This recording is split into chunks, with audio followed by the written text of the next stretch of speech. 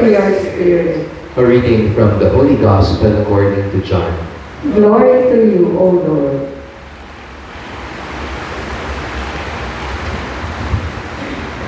Jesus said to his disciples, "Whoever loves me will keep my word, and my Father will love him, and we will come to him and make our dwelling with him. Whoever does not love me does not keep my words. Yet the words you hear is not mine, but that of the Father who sent me.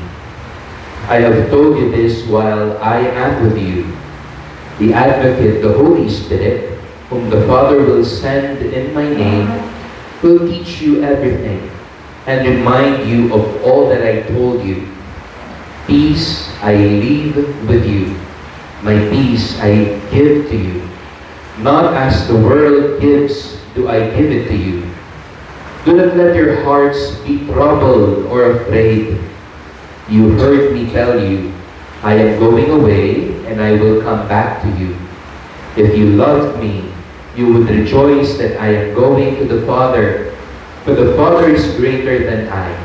And now I have told you this before it happens, so that when it happens, you may believe."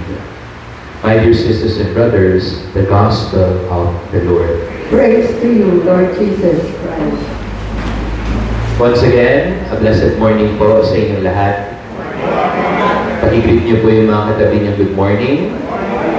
I hope we are in the best of disposition to listen today. Habang kung binabasa ko yung Ebanghelyo, may naalala akong karanasan when I was still a new seminarian. Nung bata pa lang po akong seminarista. Dahil po first time namin magkakasama sa seminaryo, malayo sa pamilya, kung pumunta po kayo sa seminaryo, mukha pong malaking haunted house. Ano po? That's why, yung isa sa mga kaklase ko, takot na takot. Kaya, tuwing gabi, kapag gusto niya pumunta sa CR, kahit mahimbing na ang tulog namin, gigisingin ho niya kaming lahat para magpatulog. At para po kaming isang grupo, pupunta lahat sa CR. Aantayin siyang matapos. Ako? And when our formator priests, mga pari po nangangalaga sa amin, knew about that almost every night, he would wake us up para magpatulong dahil takot na takot. Aba, pinagalitan po kami. Ang sabi, seminarista pa naman kayo. Nagpapari pa naman kayo. Why are you so afraid? And then, came Christmas. At nagkuntsaban po kaming lahat, kasama po mga paring nangangalaga sa amin, and we gave our brother seminarian a gift. Ano po yung regalo? A shiny, stainless Arinola. Why did I recall this, my dear sisters and brothers? Because today, the Gospel talks about two opposing realities. Dalawa pong realidad ng buhay. First is the reality of fear. Takot. And second, the reality of peace. Kapayapaan. Kapanatagan. Opposite po ang dalawang yan. Fear and peace. But the Gospel is reminding us of both realities. First, Jesus reminds His disciples, do not let your hearts be troubled or afraid. Huwag ninyong hayaan na ang mga puso ninyo ay mangamba at matakot. Question, why is Jesus reminding His disciples about this? Dahil po, takot na takot sila. Malapit na po kasing magpaalam ang Panginoong Hesukristo. Next Sunday po will be Ascension Sunday. Jesus ascends to heaven. And by that, He leaves His disciples. That's why the disciples, the students, are very much afraid. Para po itong nag-aaral ng bisikleta, di ho ba? At first, kapag nagsisimula kang mag-bike, meron mo ng tinatawag na training wheels. Yung dalawang ekstrang gulong dun sa likod ng bisikleta. Pero hindi pwedeng sa pagpapatuloy mo ng pag-aaral ng bisikleta, laging nandyan yan. There will come a time na tatanggalin yan para talaga kang matututo. Ganito po yung ramdam ng mga disciples. Aalis na yung Panginoon. They will be left with a greater mission. At dahil po doon, takot na takot sila. What does fear imperfect or effect in all of us? Ano po kaya yung ginagawa ng takot at pangamba sa buhay natin? Madalas po, fear paralyzes. When we are fearful, we feel stuck. Tama ho ba?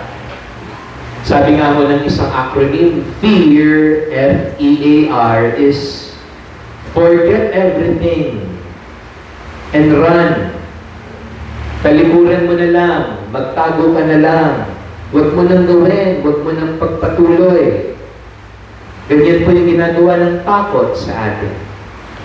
But Jesus reminds us today, do not let your hearts be troubled.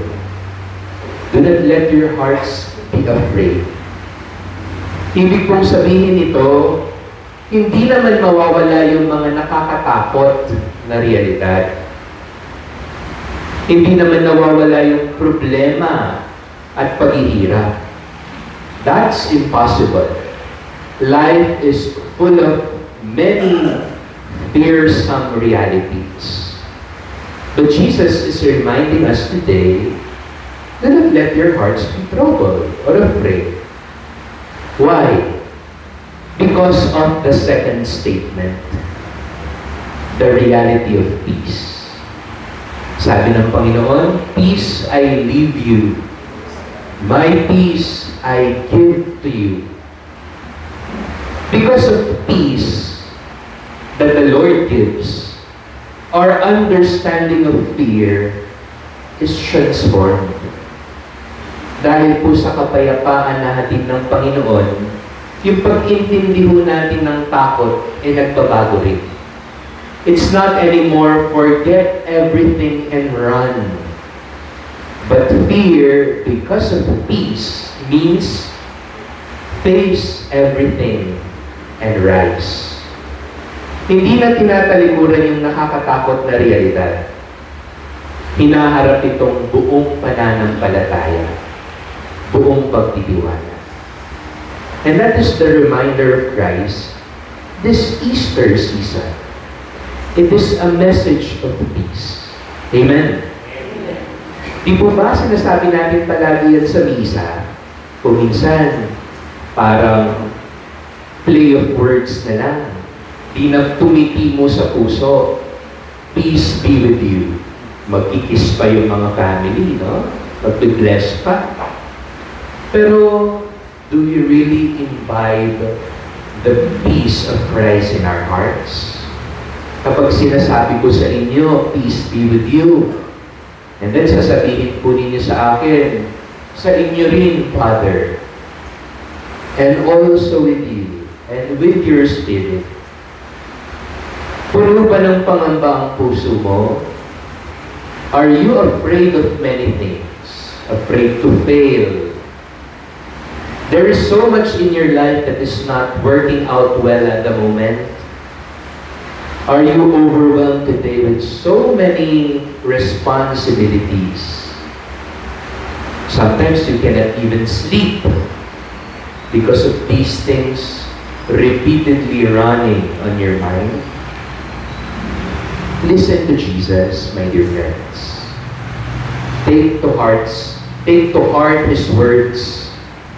His message is a message of peace.